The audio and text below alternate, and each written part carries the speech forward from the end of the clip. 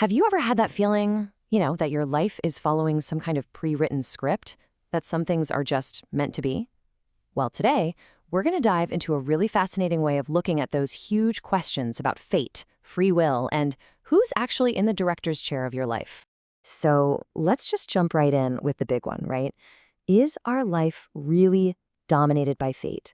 Is there some kind of grand plan that we're all just following along with? And if we take that one step further, does that mean everything is prearranged? I mean, every single choice, every person you meet, every win, every loss? This leads to a pretty challenging idea. If our path is already completely laid out for us, then what does that make us?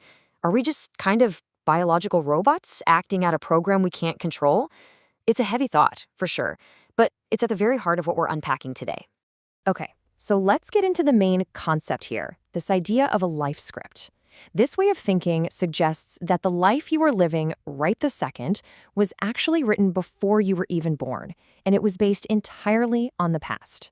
According to this philosophy, so much of what we think defines us is completely out of our hands.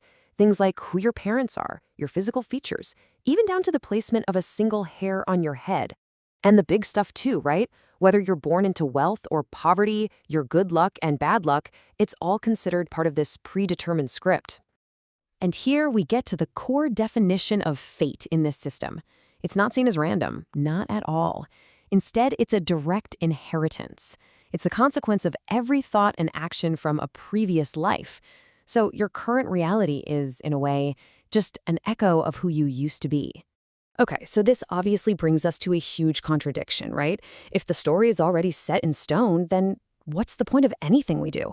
Where does our choice, our own free will, actually fit into this picture? So how do we solve this puzzle? Well, the answer, according to this framework, is in a really powerful analogy. You have to start thinking of your life, not just as a script, but as a stage play. And you are the lead actor. And this is where it gets really interesting, because it separates these two ideas so cleanly. Your fate, that's the script. The plot points, the challenges, the setting, that's all fixed.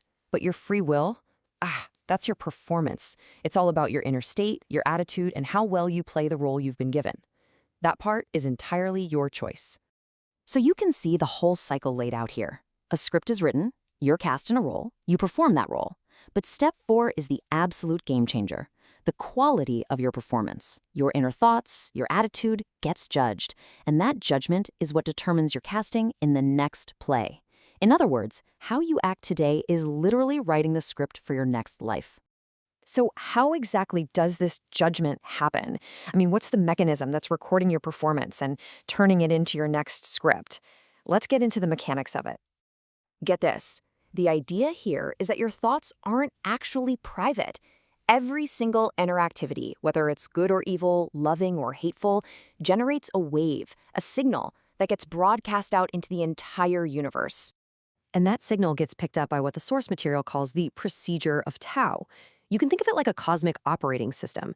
It's totally impartial, it's automatic, it doesn't judge you with emotion, it just learns, it records, and then it arranges your future fate based on the quality of those thought waves you've been sending out.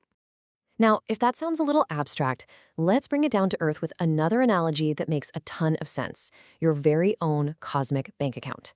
This really helps explain how our desires and outcomes get balanced out. So in this cosmic economy, the currency isn't cash. It's what's called merits and virtues. Every positive thought, every good intention, every time you play your role with grace, even when it's tough, boom, that's a deposit straight into your spiritual bank account. And just like with a real bank, you can only withdraw what you've put in. So let's say you really want something big, a luxury car, for example. That's a huge withdrawal. The procedure of Tao just checks your balance. If you don't have enough merits and virtues saved up to cover it, the request is denied. Simple as that. You get a notice back, insufficient funds. And this is absolutely crucial. Maintaining a positive balance is, well, it's everything. According to this view, when your account hits zero, when your merits are all used up, that's when things can go very wrong. That's when you face failure, loss, and the most serious consequences. But hold on, let's bring this all together. Because this whole thing isn't meant to be a story of doom and gloom, not at all. It's actually a story about the incredible power that you hold in this very moment. And this right here is the ultimate takeaway. Yes, your current script, the one you're in now, you could say it's dead. It's written, it's the past. But the scripts for your future, they're alive. They're dynamic, and they are being changed with every single thought you have. You can't change the player in today, but you are the one and only playwright for tomorrow's show. So it really all comes down to this one simple reality. While you act out the role you've been given, your inner performance is the ink that is writing your next chapter. And the most important question this whole philosophy leaves us with is this: what script are you writing right now in this very moment?